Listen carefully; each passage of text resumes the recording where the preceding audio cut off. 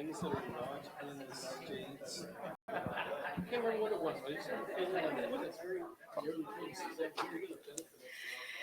All right. Good afternoon, everybody. I hope y'all had a good lunch. It's 1 o'clock, so we're going to go ahead and get started. And as people come in, we can recap them. I want to make sure that we have enough time at the end for our discussion. But thank you so much for taking the time to join us in the Advancing Tribal Beneficial Use Designation Workshop. We're really excited to see you all here. My name is Adriana Renteria. I'm the Director for the Office of Public Engagement, Equity, and Tribal Affairs at the State Water Board, and my pronouns are she and they. And I'm here joined by my colleague who will introduce herself. Hi, everyone. My name is Taryn Sahota. I'm with the Division of Water Quality at the State Water Resources Control Board. I am the division's tribal coordinator. I'm also the lead for our environmental justice and racial equity efforts. Excited to be here and talk to you all. And then from the water boards, we also have Anna Holder from our Office of Information Management and Analysis, and Molly Williams from our Office of Public Engagement, Equity, and Tribal Affairs. So I'll be tapping into them for some of the questions that come up today as well. So to kick us off, I want to give some framing that today's session is not intended to be an overview of what tribal beneficial uses are or a 101 or kind of an in-depth grounding. That being said, I strongly encourage you all to rewatch the Tribal Beneficial Use workshop that took place on Tuesday, led by Heidi Brow, Sherry Norris, and Sarah Ryan. They provided a really incredible and thorough overview of what tribal beneficial uses are and why tribes should be engaged. So if you're new to the conversation, I really strongly encourage you to start there.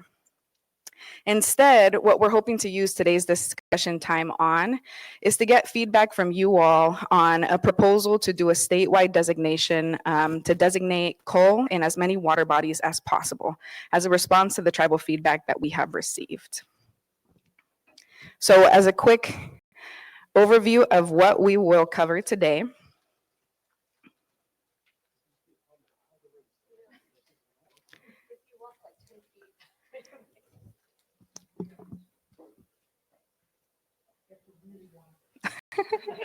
Thank you. So as an overview of what we'll cover today, we'll do a very brief grounding on tribal beneficial uses. We'll talk about the feedback that we have heard from tribal representatives, and we will provide an overview of a map tool that we are considering using for the potential of developing a statewide coal designation. And then really, we're really looking for feedback around this approach and your insight on how we might advance this idea.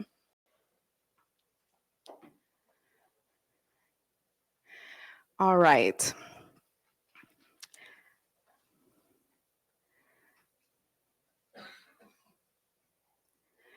Just very briefly, the water boards are made up of 10 boards, the State Water Board and the 9 regional water quality control boards. The regional water boards have basin plans where they identify water bodies and the way that those water bodies are used. And so when permits are reviewed by the regional water boards, they have to consider how those permits are going to affect the beneficial uses in their basin plans. So by designating tribal beneficial uses into these water quality control plans, we have an opportunity to really make sure that tribes are leading in terms of water quality protection statewide, especially as permits or additional actions are coming to the boards. There are 2 tribal beneficial use definitions, and these definitions were developed after many years of advocacy from California Native American tribes and tribal representatives who shared with the water boards that the existing beneficial uses were not sufficient to protect tribal practices. And so after many years of tribal consultation and collaboration, these are the 2 definitions that were developed. Tribal tradition and culture, also known as CUL, and then tribal subsistence fishing. The State Water Board adopted these definitions in 2017, and now the regional water boards are at various stages of incorporating these definitions and designating water bodies in their basin plans. What I want to highlight here is that this process really began through tribal leadership. Tribes led the development of these definitions. Tribes reached out to the water boards to initiate this process. And the same way that tribes led the development of the definitions, now as we transition into designations, tribes are still leading here. And the Water Board's thinking around designations is currently actively evolving as we hear feedback from tribes and as we collaborate to determine how this process might work.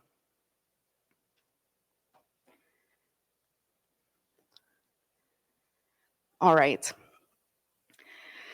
So I want to do a brief grounding on what tribal beneficial uses are. At Tuesday's session, somebody had a great question around whether or not tribal beneficial uses can be used to protect endangered species. So tribal beneficial uses are not intended to protect ecosystems or fisheries, but they are intended to protect the public health of people who depend on those ecosystems, fisheries, and endangered species. For endangered species and fisheries and other ecosystems, there are additional beneficial uses that can be used to protect them. But tribal beneficial uses are really focused in on that public health perspective, component. On the slide, there are a couple of activities listed that could be protected, but I also encourage you all to look at the poster board sessions that were created. There's a lot of really great poster boards on tribal beneficial uses that provide more examples of activities. So this slide has information on what is being requested for a designation. And before I go into these specifics, the one thing that I want to mention is that the water boards acknowledge that California tribes have been stewarding California water resources since time immemorial. That is a truth that we are not looking to prove through this process. That's a truth that is understood now. The purpose of the tribal beneficial use designation process is to really look and see where there are water quality impairments that are impacting tribal health as tribes are engaging in tribal practices, so that we can work together to improve that water quality so that tribal practices can continue and tribal members can continue those practices in a safe way that's not impacting their health disproportionately. And so when we're asking about information requested, these are some of the things that are requested for a designation. The first is the specific activity. So this is referring to whether it's an activity that involves consumption, whether it's an activity that involves people being submerged for an extended period of time. And that information is needed to better understand exposure rates for those toxins. Activity timing, duration, and frequency, whether the activity is taking place seasonally, every month, all the time. That helps us understand what activities may be taking place that may need to be modified or changed. The duration and frequency also help us better understand exposure pathways, who might be more impacted by negative or by water quality impairments. The water body where that activity is taking place. The water boards are not looking for specific locations of where activities take place. In fact, we explicitly request that tribes do not share confidential and specific location information. Instead, we're looking for general areas that can be protected within the basin plan on a general location. And then the last thing is we're really looking to hear from tribes about whether the current water body is meeting the needs of the uses. So is the water quality sufficient or is it impaired, and do we need to take additional action to improve water quality? Is there sufficient flow for those activities? All of this is information that is really helpful to help us determine what actions we might need to partner together on to improve. And then lastly, these designation requests are requested to be submitted by your tribal government on your tribal government letterhead, along with a map. So those would be the two documents requested for a designation: a letter from your tribal leadership and a map. This is just a slide of links that you are able to access from the recording. It gives you information around contacts for the regional tribal coordinators, as well as the regional basin plans.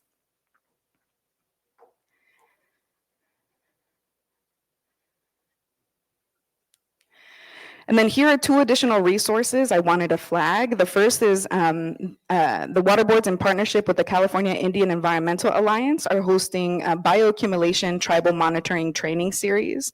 There are two upcoming training series that are going to be taking place in December.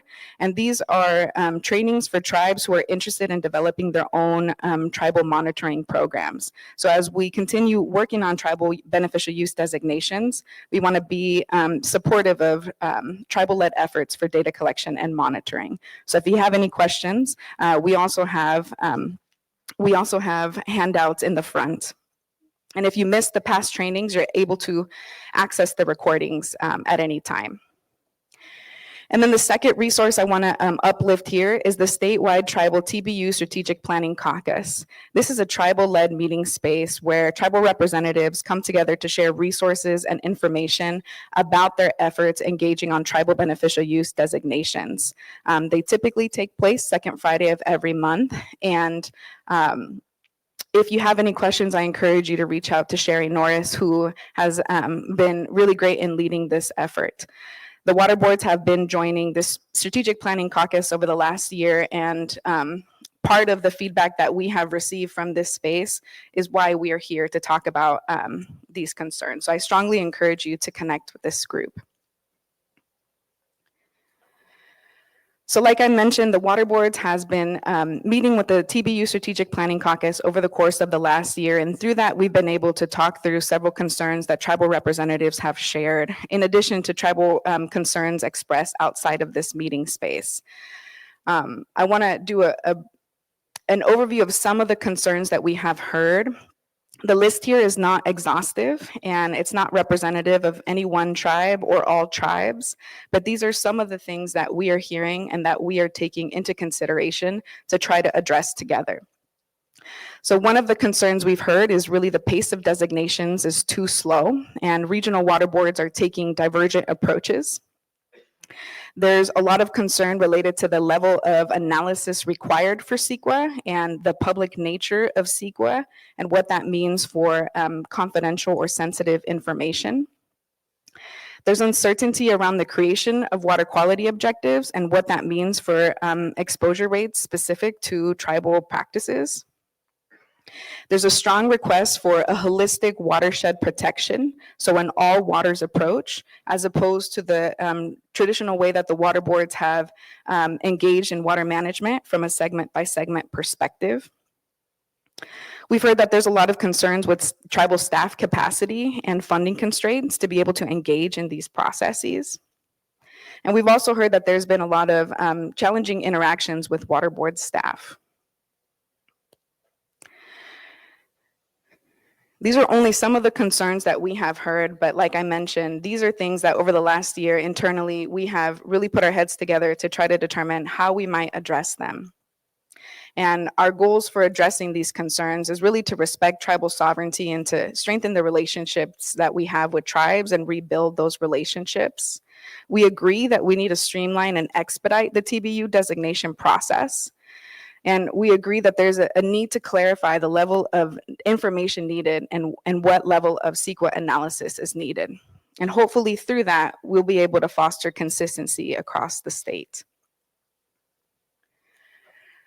So with those goals in mind, here is the proposal that we'd like to bring forward to get your insight and feedback on. We are proposing and looking into the possibility of having the state water board designate coal in as many water bodies as possible. We're considering this idea really as a response to tribal feedback.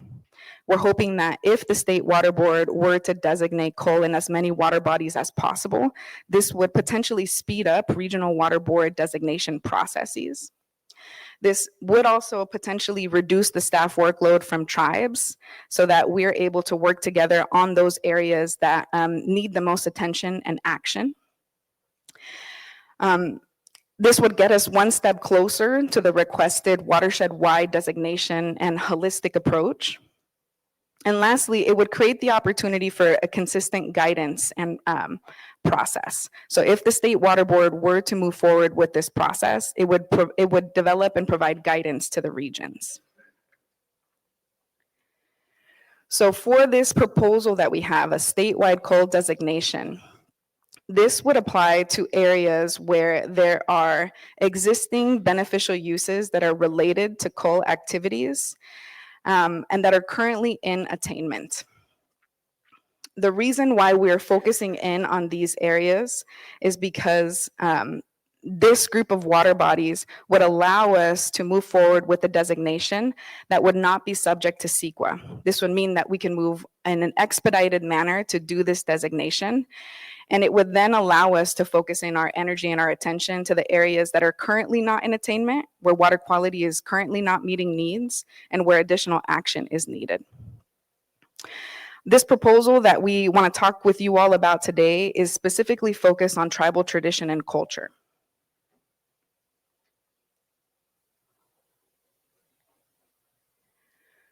So we've developed a map that is intended to help us visualize what this would mean. If the State Water Board were to move forward with this idea, what water bodies would be included and which ones would not.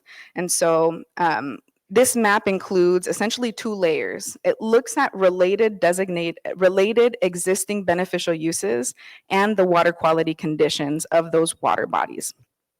And the idea is this map could potentially help us identify data gaps and areas where we need additional monitoring and collection efforts. This idea has a number of caveats and assumptions. So I just want to walk through some of the limitations to this idea as well. Number 1 is that this map does not show where coal is designated. So coal is not designated on this map. What it does show is existing beneficial uses like recreation or commercial fishing that we could use to then designate coal in those areas. The other major assumption and one of the major drawbacks from this idea is that the existing beneficial uses are not in perfect alignment with tribal beneficial uses. That's the reason why tribal beneficial uses exist. And so more research would be needed on exposure rates specific to tribal beneficial uses. This map is based on available data, and we know that there are a lot of data gaps.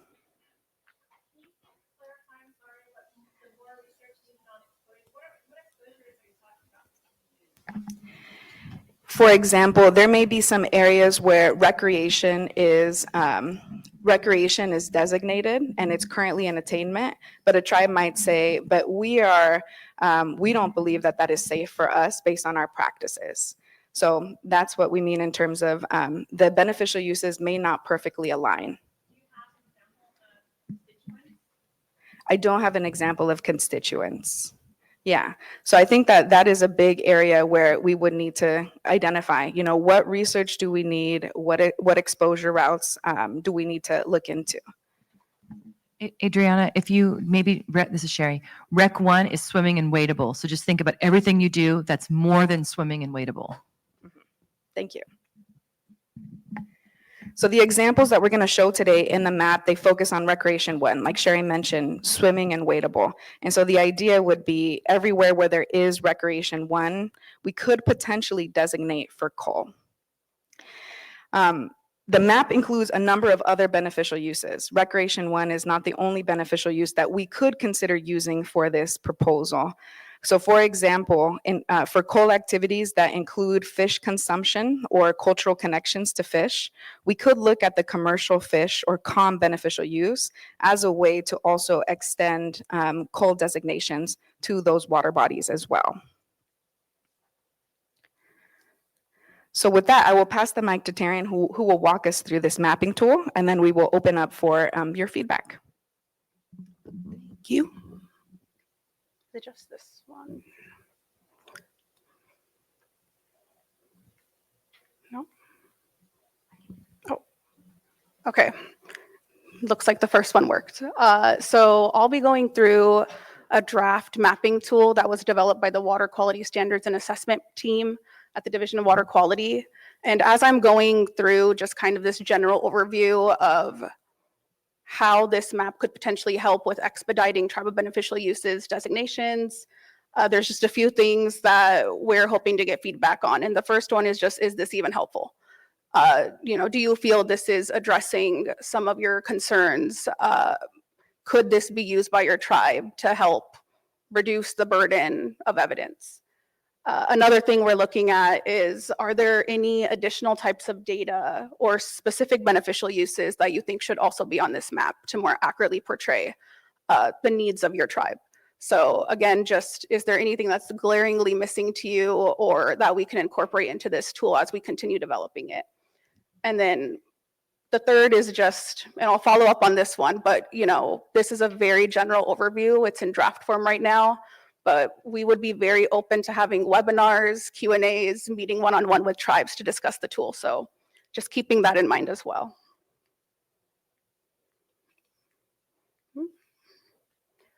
I might have.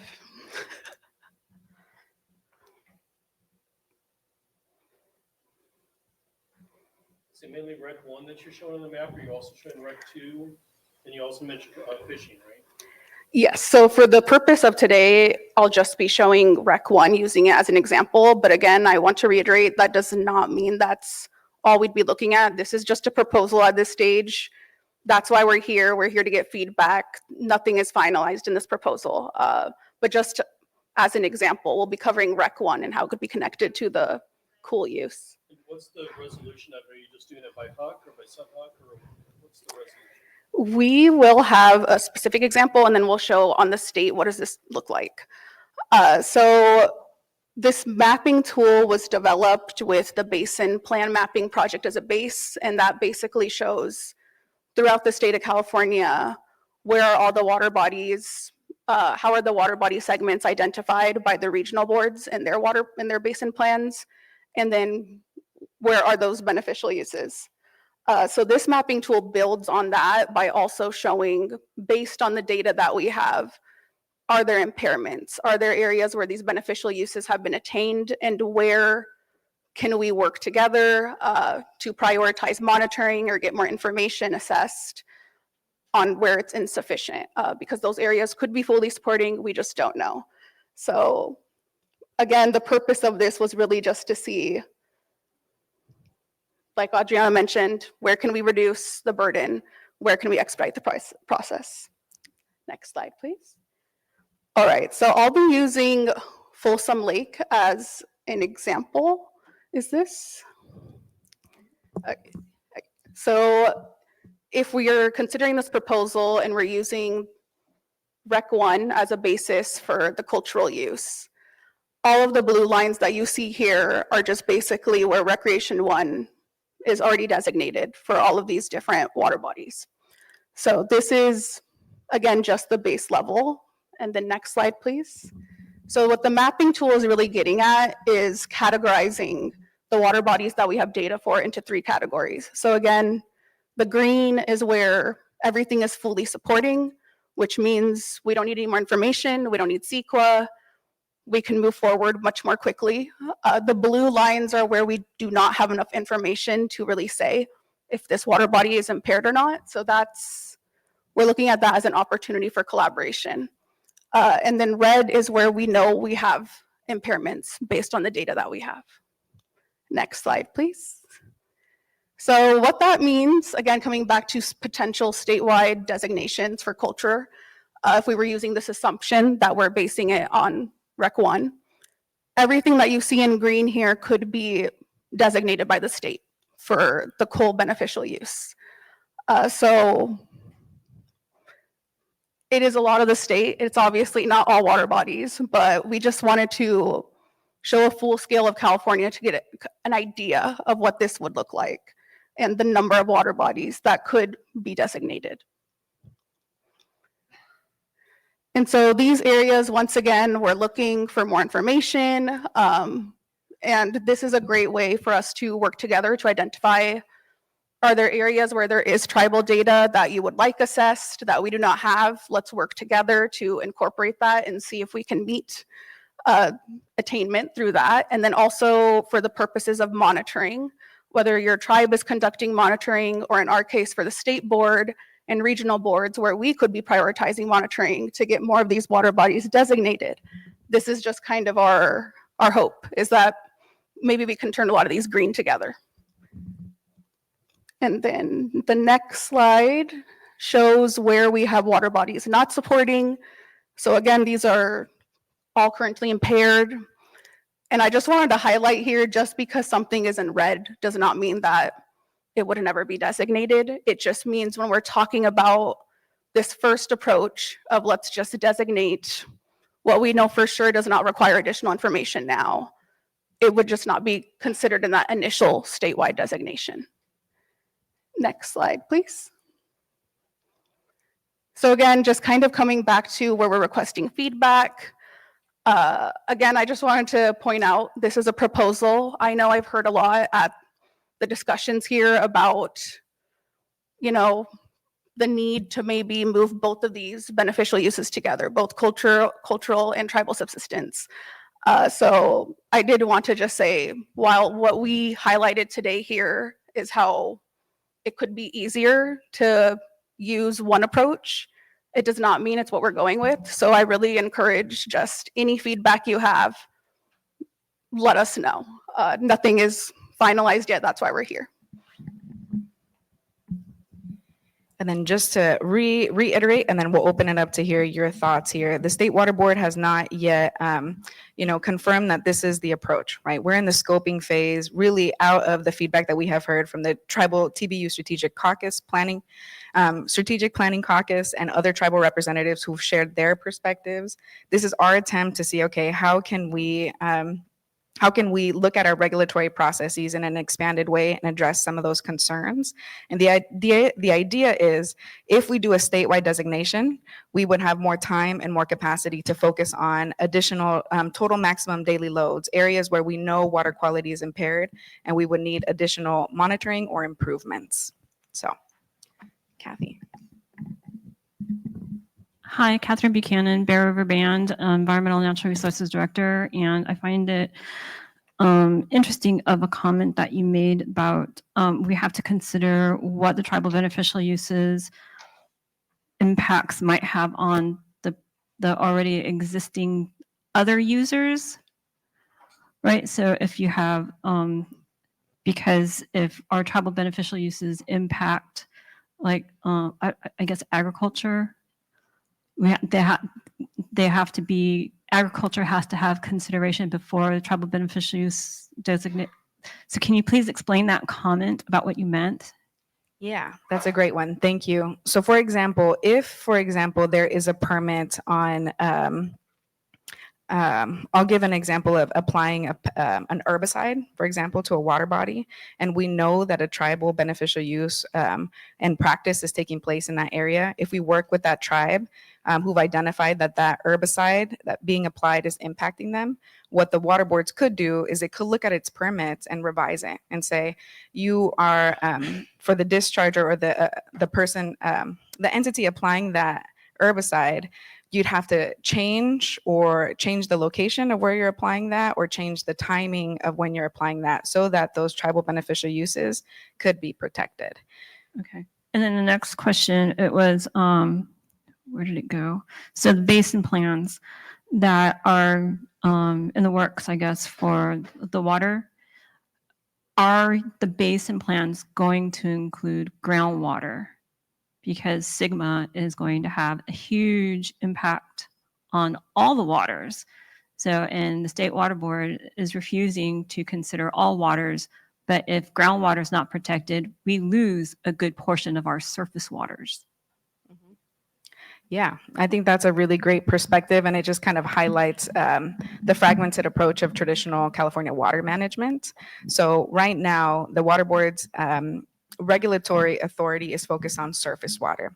The Department of Water Resources is the agency responsible for managing groundwater management at the local level and supporting groundwater sustainability agencies.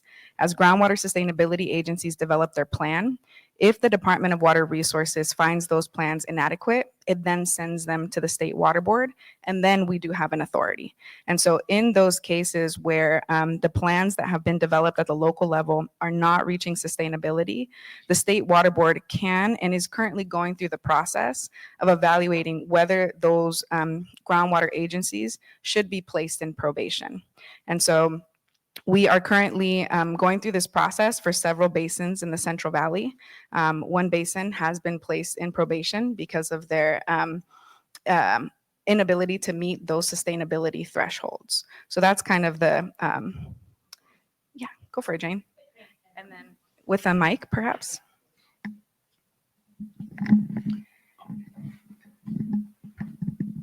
Thanks, Adriana. I appreciate the presentation. I'm Jane Gray. I'm with DUDEC, but I'm also chair of the Central Coast Regional Board.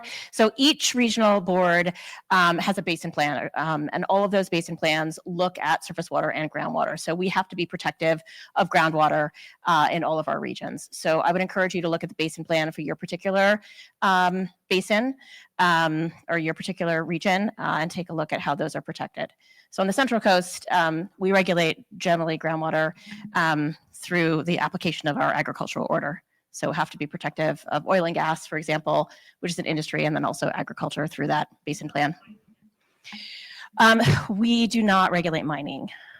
Regional board doesn't, state board doesn't. So that's CalGEM. Yeah, Adriana, I would, and CalGEM. It's the previous Dogger, so that's California Groundwater. I don't know the acronym. I'm happy to send it to you, but it's a California agency that regulates oil and gas and mining. Thank you. Minerals.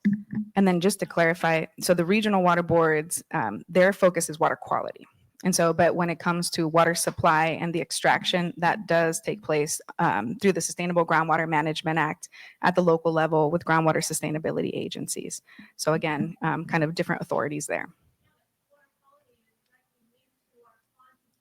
Mm-hmm.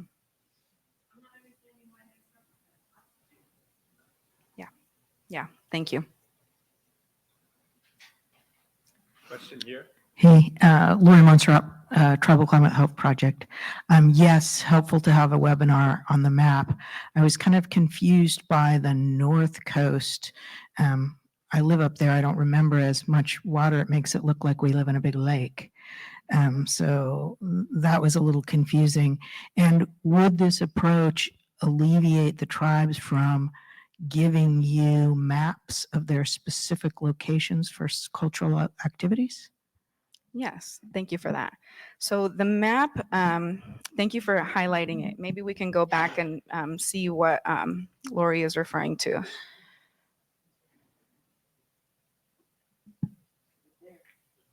Okay, so this is the North Coast area, and as you can see, a lot of these, it's almost all blue. And the reason for that is each regional water board approaches their basin planning processes slightly differently. And so the North Coast, their basin plan identifies every single stream. And so they really look at every single, no matter the size.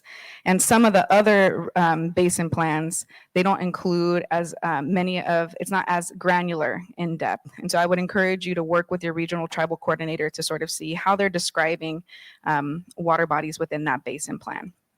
And then to your second question about tribes sharing information about specific locations, once again, we are not requesting information about specific locations.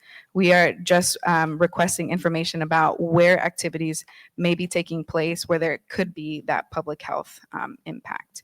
And so if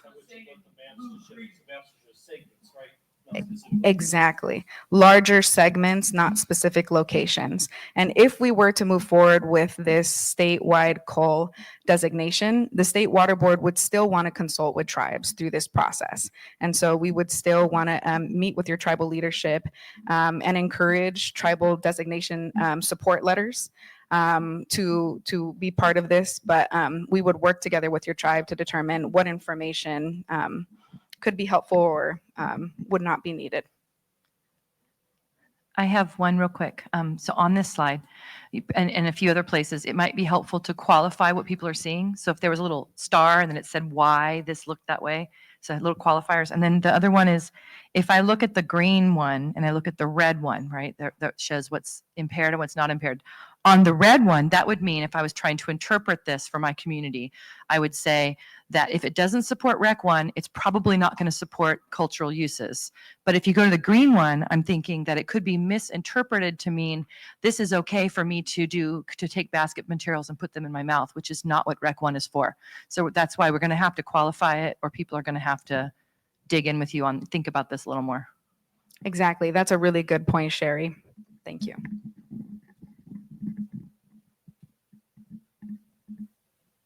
In the back?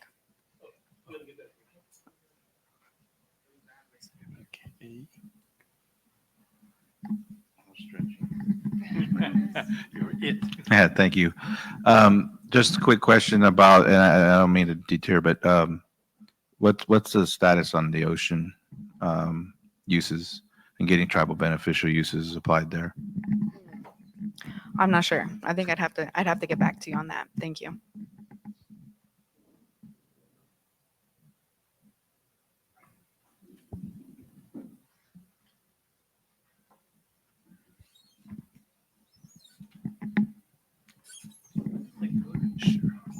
No, Adrienne, I really appreciate your presentation today, and it's, clear that you understand many of the concerns that tribes have raised. Rob Roy from down in San Diego, La Jolla Band of Indians. So in Regional Board Area 9, we've been working with them for a number of years on this process, and one of the things that we had asked for, very initially was, a way to, to see the mapping that they had done for the basin plan, to see the individual segments. Really, it sounded, like at first, like we might have some really good traction with the all waters approach. And I do recognize that there are waters that probably can't be included in an all waters approach. I don't think that we can just blanket designate all waters with COL. That's not attainable at this point. Can we work towards that? Yes. Should we? Yes. But I'd rather start with the approach that we think everything should be included.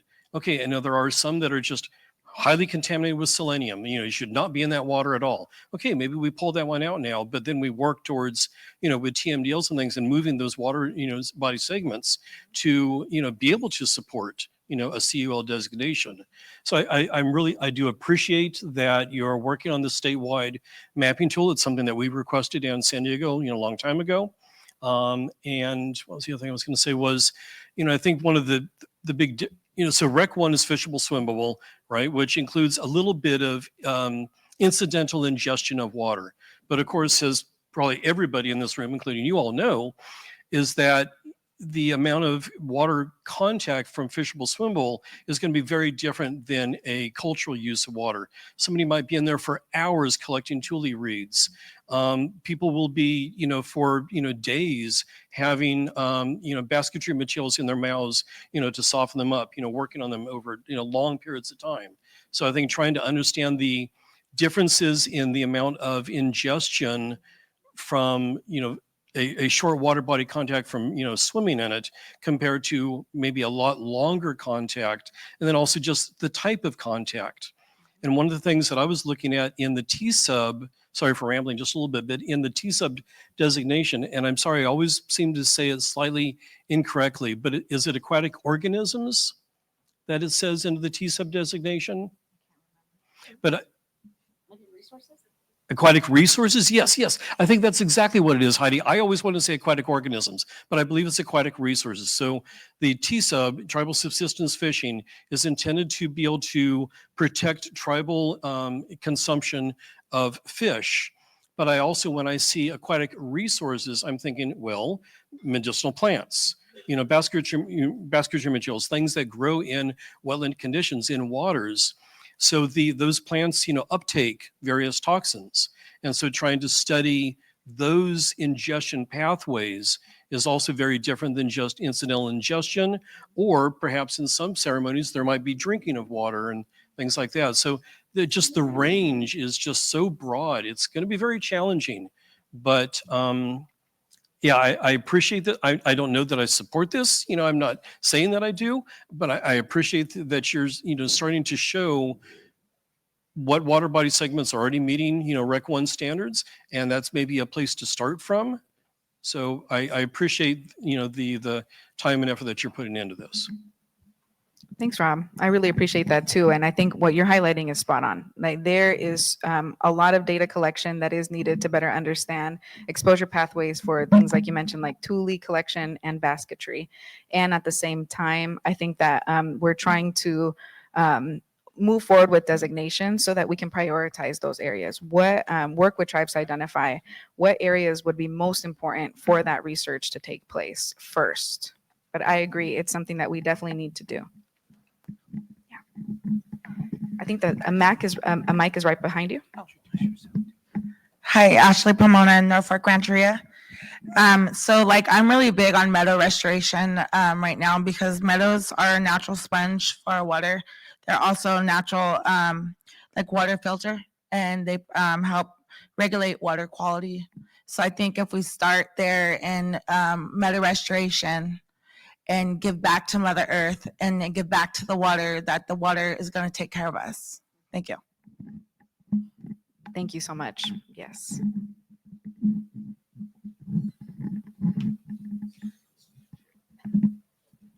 Kathy Buchanan again, Environmental Natural Resources Director, Bear River Band, and this is a prime example of how elder knowledge and TEK is being ignored. Because I'm constantly hearing we need more research, we need more data. We have a plethora, thousands of years of knowledge that is behind the uses and the practices and the ceremonies of all the lands in the entire North American continent. And hear that we still need more data, more research, that is telling me that the state agencies are still ignoring the knowledge that is already here. Yeah, we definitely want to partner with tribes, and we definitely recognize that. I think that what I understood from Rob and what I reflected on is that recreation and the science that was used to measure water quality impacts when people are swimming is a little bit different than the exposure that somebody would have, for example, working with tules. I think you misunderstood, or I misunderstood your comment. When we're trying to define what cultural uses are for the water bodies, the cultural uses are defined by tribal people from the elders and on down to the kids of today.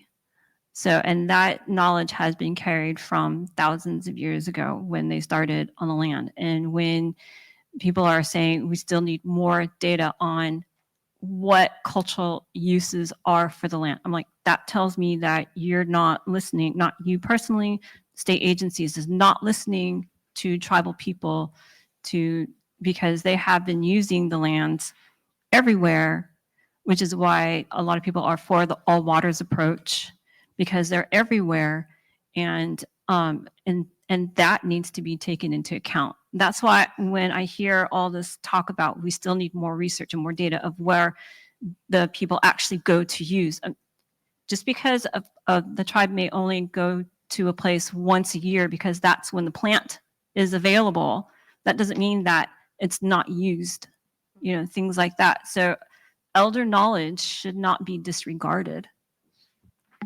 Absolutely. And I think just to clarify, I think that the data that we're missing is that water safe right now?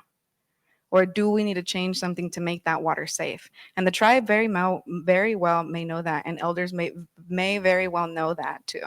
And so that's when we're referring to that in terms of data collection, that's what we're referring to. I just wanted to reiterate Catherine's point and suggest, a lot of times I've seen mapping tools used in a lot of different contexts, and the best mapping tools that I've seen, I've got like quarter century experience in conservation work, are the ones that are built from the ground up. In other words, to support Catherine's point that without going into the communities and asking the question, instead of expecting a tribal elder to come to you and read a mapping tool and then say, hey, this is what I'm doing, there's a necessity to go into these communities and ask the question. And once you're able to go into the communities and ask the question, then you're going to be able to build up the type of information you need in order to get that statewide perspective. But unless you're doing that, I don't see how you get the information. Thank you.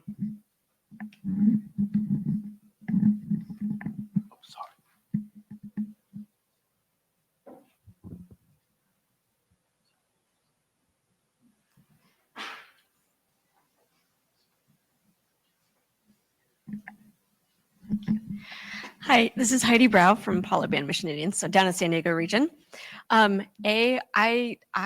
Since we have been asking for a map like this, and I would love to have a map of, all the water segments throughout the basins where you could layer on different beneficial uses, that currently exist, and to have the different layers of are those in attainment or are they not in attainment?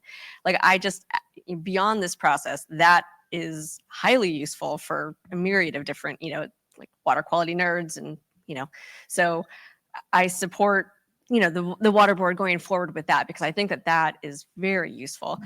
I do, and I really appreciate you trying to move this forward and trying to speed up the process because yes, we would all like that and streamline it. And especially having guidance from the state board to the regional board so that it is pretty consistent.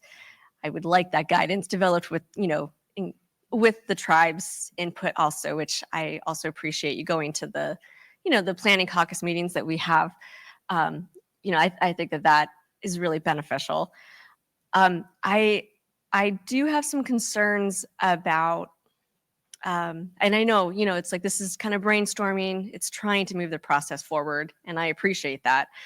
I do have some concerns about, like many people have already said, about, I don't know how to phrase this. I'm sorry, but like how to, like Rec 1 really is not, cull.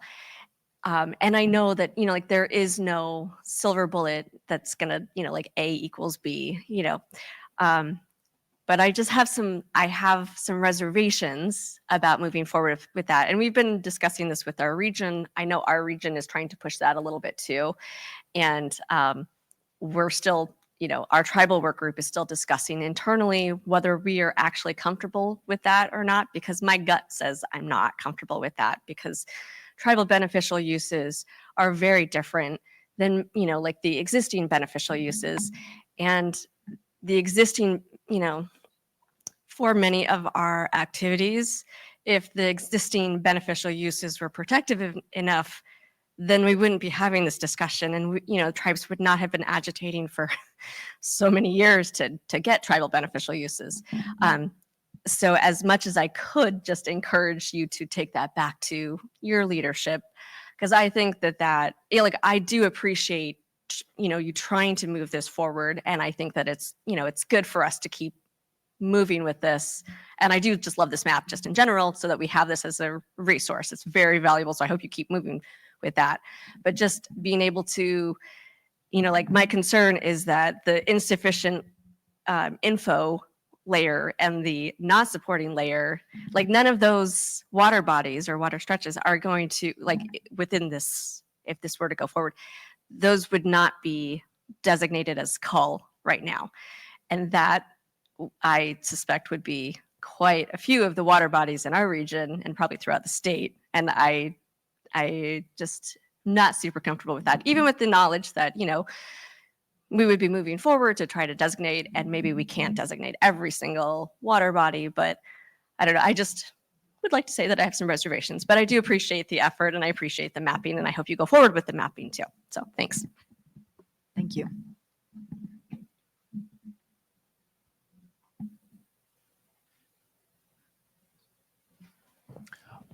I think we can wrap up, right? And All right. And then just some closing thoughts. I know that we just went through a proposal. It's going to take some time to think through, but we do really we do really want to hear whether or not this would be useful or not. If it's harmful, we don't want to move forward with it.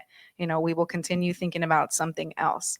But if you are interested in providing feedback on the map or on this proposal, I encourage you to reach out to Taryn to provide that feedback. And then in the front, we have a number of different fact sheets. We have a handout that has information about all of the 9 regional water boards and where they are in their process as of October of this year. So if you'd like to know that, we also have handouts on the bioaccumulation tribal training monitoring series. And then additional information on the surface water ambient monitoring program. So with that, I just want to say thank you so much for your time and your feedback. And if you would like to check in, we're always available. Thanks.